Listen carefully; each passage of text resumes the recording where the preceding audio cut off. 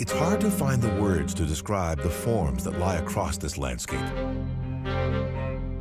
Forests of stone, amphitheaters of rock. It's as if drip castles made of sand and water were dolloped here by giant children. But these red and pink spires do have a name. They're called hoodoos, which seems like the perfect word given that they could easily be at home in the movie Return of the Jedi.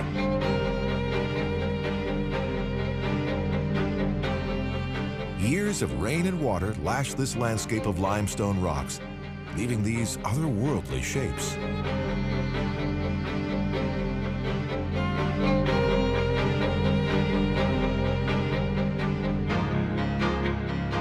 Imagine trying to raise animals here. That's what a Mormon pioneer named Ebenezer Bryce did. He was the first to settle in this area in 1875. Bryce tried to rear cattle among the hoodoos and reportedly said that this canyon was one hell of a place to lose a cow. Now, the cattle are gone, and the thrilling canyon bears his name.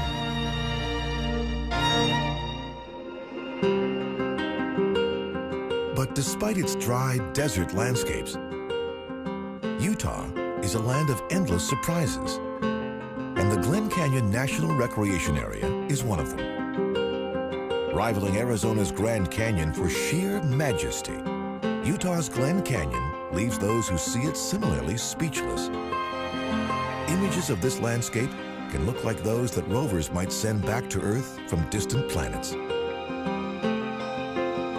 Except here, there's lots of water, including these turquoise ribbons in a place called Moqui Canyon. One of the most beautiful places in the entire state. At the turn of the 20th century, Kitty Hawk wasn't much more than just a place to go fishing. But two brothers saw its open space and soft dunes as the perfect spot to experiment with their flying machines. Wilbur and Orville Wright, who ran a bicycle shop in Ohio, spent their winters down here. In wooden shacks like these, they lived humbly and worked on a series of primitive gliders. In the winter of 1903, they were finally prepared to take to the air in an engine-powered craft. On December 14th, after a coin toss, Wilbur won the privilege of piloting their new Wright Flyer down this path. But instead of catching air, he oversteered the plane, which dove into the sand before it could take off. 3 days later, Orville was in the pilot's seat for his short but historic flight. For 12 incredible seconds, at this exact location, human flight went from fantasy to reality. The Wright's Flyer traveled just 120 feet, but its impact was felt around the world. In the distance on Big Kill Devil Hill stands the 60-foot Wright Brothers Monument. Dedicated in 1932, it bears the inscription, "In commemoration of the conquest of the air by the brothers Orville and Wilbur Wright. Conceived by genius, achieved by dauntless resolution and unconquerable faith."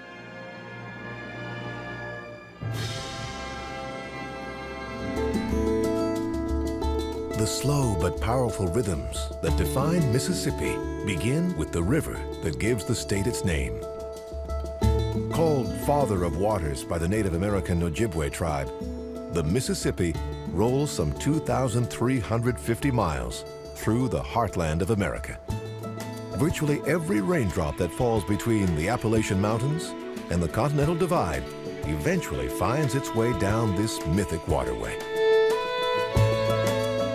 The river's course, in most places, marks Mississippi's western border.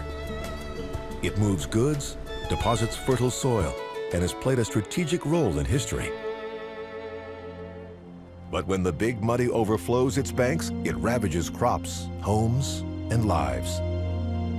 In 2011, the Mississippi broke all records when the surge rose higher than 57 feet.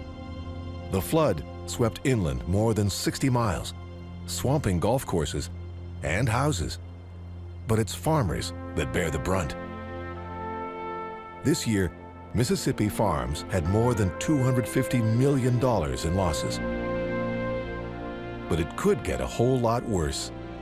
When the river floods, water seeps through the levees and even tops over them. But if these man-made barriers give way, millions could be affected. Luckily for now, Mississippi's levees are holding. Whenever water rises, livestock head for high ground. Wild animals, like this American alligator, can be swept away by floodwaters. Some have even been known to wash into people's living rooms.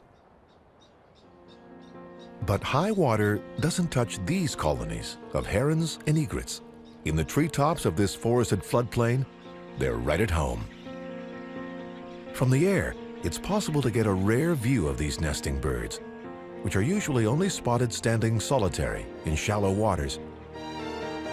For people, flooding inflicts tremendous losses. The water can take weeks to recede.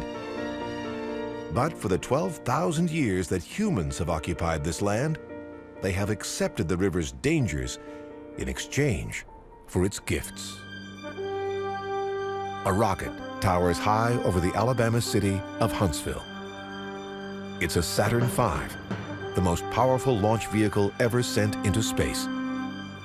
The story of how Huntsville came to be known as Rocket City begins at a former military base just outside of town. In 1945, at the end of World War II, the U.S. government smuggled a group of German scientists into the United States to keep them out of Russian hands. It was a program codenamed Operation Paperclip. One of those scientists, named Dr. Wernher von Braun, had worked to develop rockets for Hitler. The U.S. government wanted his expertise despite his Nazi sympathies. So starting in 1950, von Braun worked here on the grounds of the U.S. Army's Redstone Arsenal. He led a team of German and American scientists to develop a rocket that could, one day, carry humans into space. In 1958, President Eisenhower signed legislation to create NASA, which soon established the Marshall Space Center here at Redstone, NASA's first home. By the late 1960s, von Braun's team had tested 32 of their Saturn designs. Not a single one failed.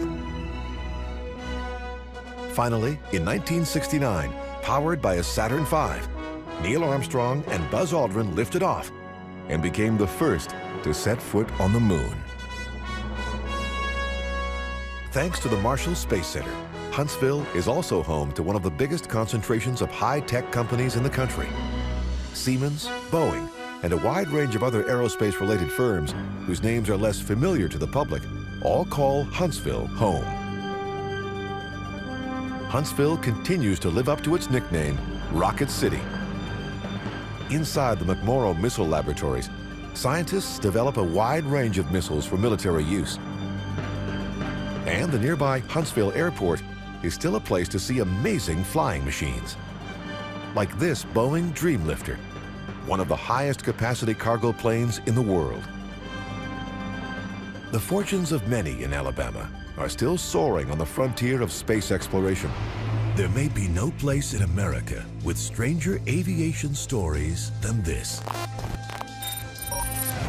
Crunch, rip, smash. Welcome to Roswell, New Mexico, where aircraft come to die. Anyone frustrated by the current state of air travel might want to try their hand at this, tearing apart an entire airplane. This hydraulic excavator has been outfitted with a special giant claw that can demolish a once mighty MD-80 jet in minutes. This might just be one of the most satisfying jobs in aviation, but it takes a lot of skill.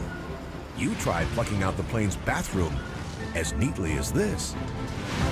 When this aircraft is completely demolished, workers will salvage spare parts for resale. Next up, this 747. But aircraft demolition isn't the only strange sight here at the Roswell Airport. Across the tarmac is a red Lockheed Jetstar, that once belonged to the king of rock and roll, Elvis Presley himself. It was first sold by Elvis's dad, and then sold again to a man from Poland, but still gathers dust here in Roswell. And then there's the strangest flying object of them all. So strange, no one has actually ever seen it. Almost 60 years ago, an unidentified flying object reportedly landed in the desert outside Roswell. Before anyone knew what it was, the U.S. government locked it away in this hangar at the Roswell airport. Rumors that it was an alien spaceship spread like wildfire, sealing Roswell's extraterrestrial reputation. Nearly a mile across and over 500 feet deep, for the longest time, it was assumed to be a volcanic crater. It wasn't until the 1960s that it was confirmed to have a more celestial, yet just as explosive origin. 50,000 years ago, as woolly mammoths and giant ground sloths wandered these lands, a massive asteroid collided here. The impact energy was about 10 megatons, equivalent to more than 20 million tons of TNT. Named simply Meteor Crater, it's the first geologic scar ever confirmed to have been created by a collision from outer space. Hundreds of other craters have been identified since, but Arizona's remains one of the most spectacular. A dusty ribbon reaches to the horizon. It may not look like much, but it's one of the most legendary roads in America. Route 66. John Steinbeck was the first to dub this route the Mother Road in his famous novel, The Grapes of Wrath.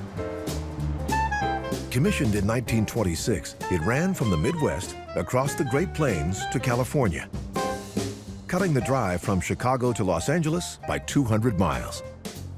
In Oklahoma, the new highway used existing primitive roads like this one, called the Ribbon Road, a 9-foot wide stretch just big enough for passing Model Ts that plied the new Route 66 in the 1920s and 30s.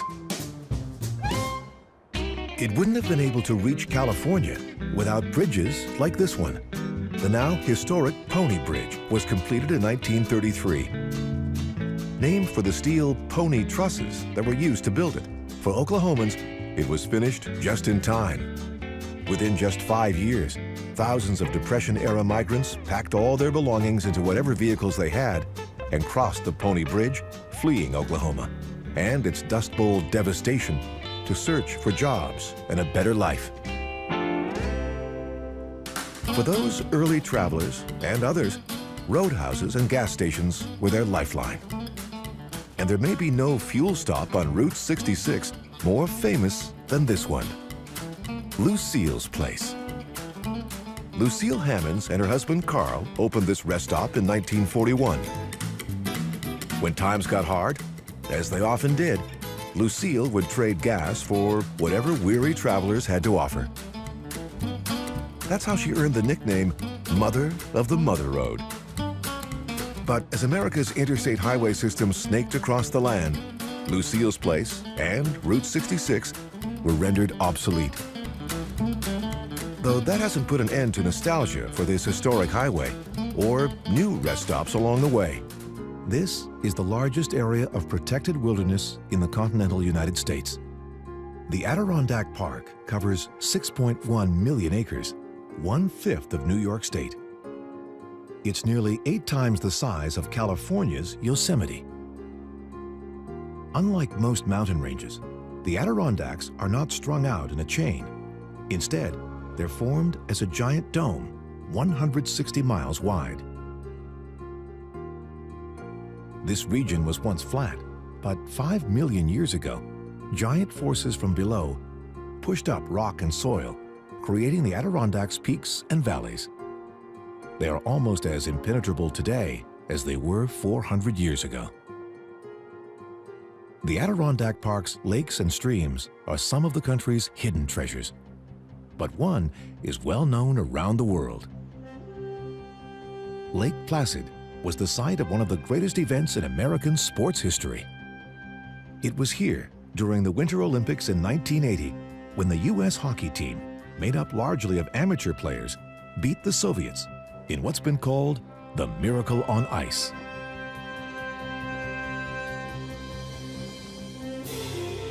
Deep in these mountains, the headwaters of the Hudson River were discovered in 1872. But by then, it was another waterway to the west that was about to power the cities and towns of New York State. Many of New York's tallest skyscrapers today were built during a period of fierce competition between developers in the early 20th century. 40 Wall Street, with its distinctive copper roof, was once the tallest building in the world when it was completed in 1930, a title it held for only a few weeks. That's because Walter Chrysler was already building his own now famous skyscraper uptown at 405 Lexington Avenue. After 40 Wall Street opened its doors, Chrysler hoisted a secretly built spire onto the top of his building's Art Deco crown, topping out 40 Wall Street by 120 feet. But Chrysler's achievement was short-lived too. Less than a year later, the new, even higher Empire State Building was completed after just 14 months of construction. The Empire State Building hasn't always been the tallest structure in Manhattan, but it is again today, after what many have called the greatest tragedy in American history.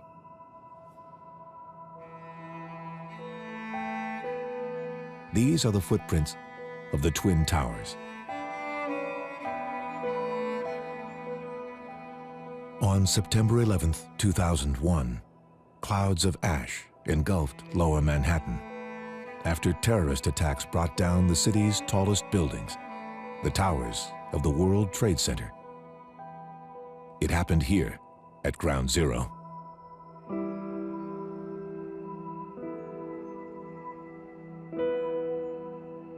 Nearly 3,000 people died in the attack, including 343 firefighters. Now, the footprints of the World Trade Center are being turned into reflecting pools, memorials to those who perished.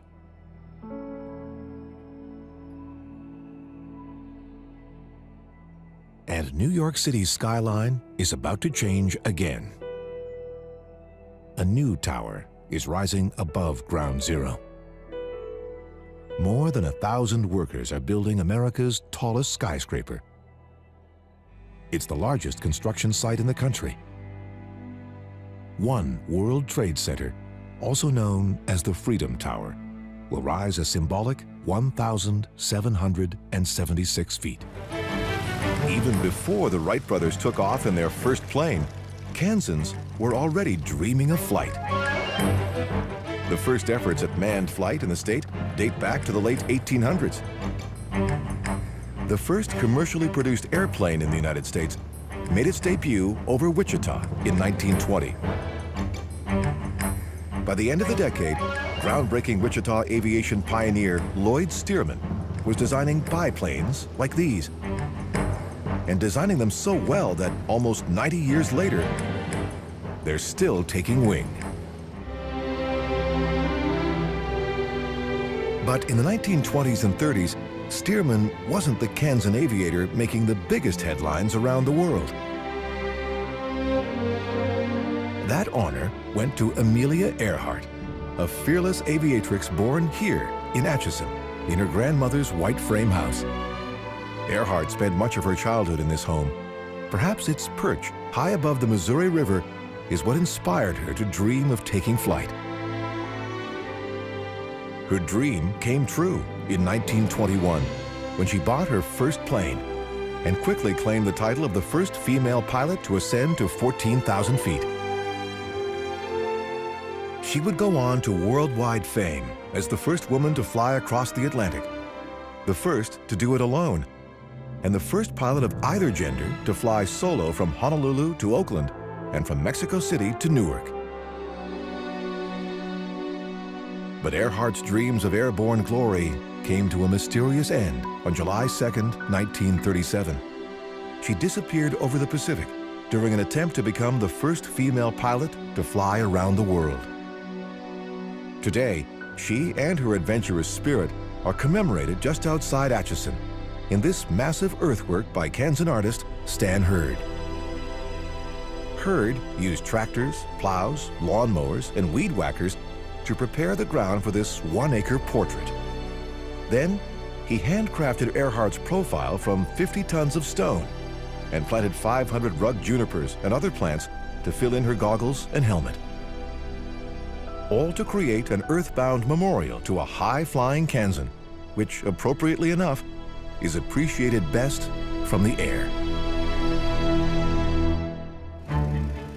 Today, a lot of Kansans have the chance to see it, thanks to an aviation heritage reaching back to pioneers like Earhart and Lloyd Stearman. In 1929, Stearman sold his Wichita factory to Boeing. Over the next 2 decades, it would go on to build thousands of the biplanes he had designed. Long after production ended, Stearman's sturdy craft still serve as everything from crop dusters to stunt planes.